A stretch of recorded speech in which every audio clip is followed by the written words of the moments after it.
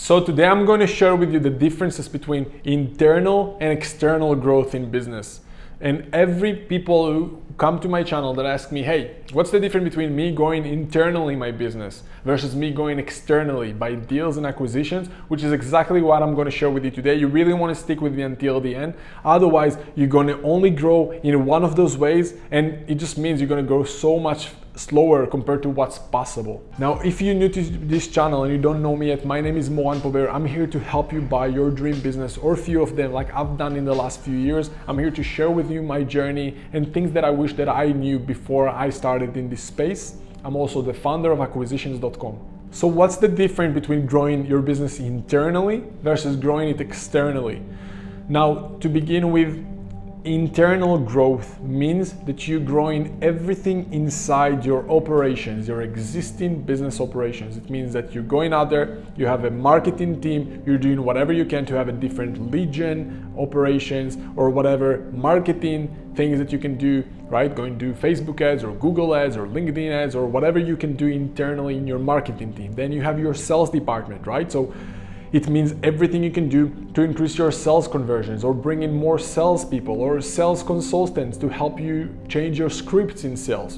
And tell me in the comments if you ever tried to grow a business like that, right? Doing more marketing, more sales.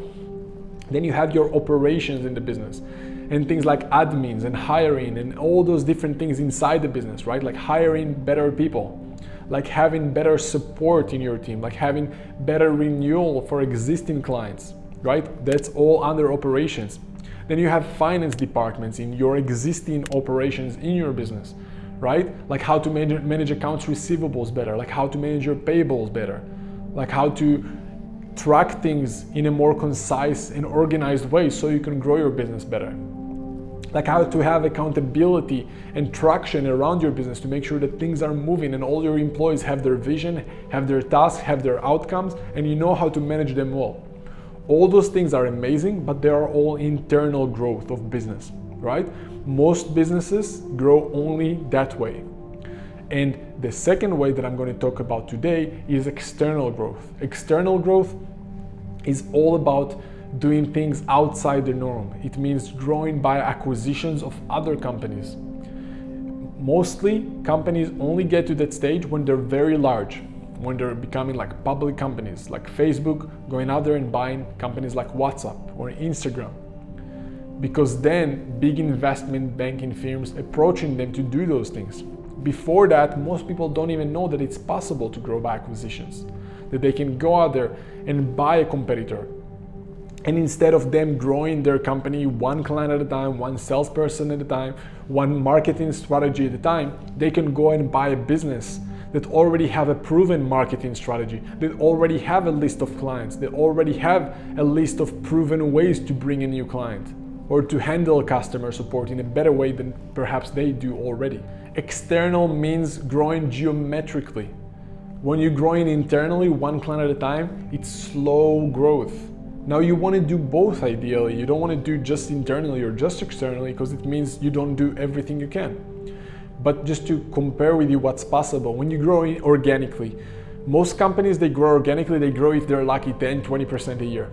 When you also include external growth into your business strategy, you can grow 100% a year and it won't be anything crazy. Because if you have a business doing 1 million a year in sales, for example, and you go and buy another business doing 1 million a year in sales, which is very common, that's what I'm telling my clients, don't go for a business lower than that. If you go for businesses lower than that, you're buying yourself a job. When you have business doing 1 million, you buy yourself another business doing 1 million, you now grew 100% in an afternoon. In the moment that you signed that deal, you now grew 100% a year in sales, right? To get to that level organically, it's going to take you so much longer. And the beauty is that when you buy an existing business, you didn't just buy yourself another revenue stream and another cash flow stream. You bought yourself access to talents, to employees, to great strategies to bring in new clients, to a list of clients that already have, to a list of employees. So many things that are already great right now. So remember, external growth means geometric growth. It means you can grow 100% at a time instead of 10-20% a year if you're lucky. Because when you buy your competitors, when you buy complementary businesses, You can grow thousands of percentage if you buy a business that's larger than yours. And it's even going to be easier for you because when you look for financial institutions, they will be willing to finance those larger deals more than the smaller deals because then they have more collateral to use, more assets, more cash flow to use when they give you the loan.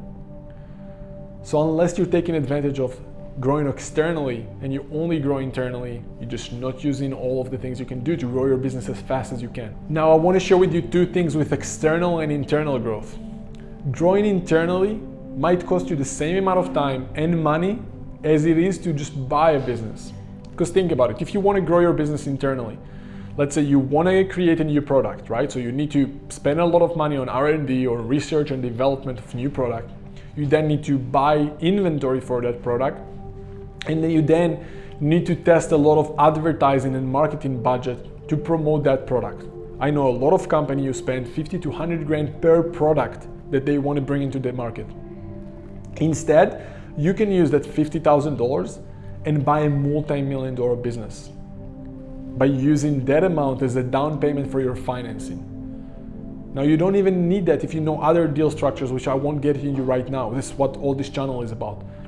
But you can use the same amount of money, the same amount of effort, and instead of putting all that money and effort into testing a product that you don't even know if the market wants yet, you put that into a down payment of a business that you already know have products that are proven to work, that you already know that you have clients who use those products.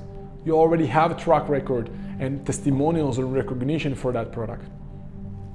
And most business owners, they think the only way to grow is to go out there, spend so much money into bringing new products, into testing new marketing channels. Instead, just use that money and use OPM as a leverage to buy existing business with existing products, with existing marketing systems that are already proven to work.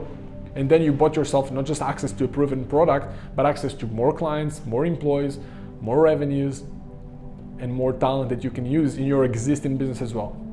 And that's before I even talked about cross-selling opportunities and synergies on money that you can save. Now, obviously, people mostly grow organically because that's the only way they know. 99% of books, videos out there will tell you, go and change your marketing strategy, go and change your sales strategy, and increase your conversion rate by 2% more to grow your business.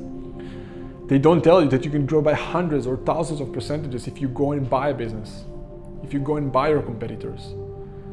And because you don't know that and you don't have the full strategy and system, then you're not even trying. Or even if you know a little bit, you're just afraid to make mistakes. And yes, you can make a lot of mistakes in this space, right? If you're finding the wrong business, if you're paying the wrong advisors, if you raise capital in a much more expensive way than you could, if you pay more for a business that isn't even worth that amount. Obviously you can make mistakes, but when you know what to do and you have the full systems, and ideally you have support and accountability around you, and you have a community of people who just do it as well day to day, and for them it's normal to do those deals, then it's going to be a different game for you. It's going to be much easier for you. But yes, you got to be resourceful, you got to be committed, you got to take action. Like anything in life, this is not to stay on the couch and become wealthy thing. It's about you going out there and doing the work and putting commitment and investing in yourself and believing in yourself that it's even possible to do those things. Unless you believe in yourself and invest in yourself, no one will do it for you. Which leads me to the next question that I'm getting from people is that, okay, let's say I buy a business. How do I pay myself from the acquisition? Should I even pay myself and my directors and my advisors?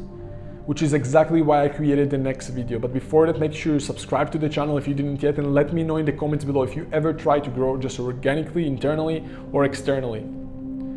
Now, if you want to know on if and how and if you should pay your directors, I created this next video exactly for you. So go and watch it next, and I'll see you there in a bit.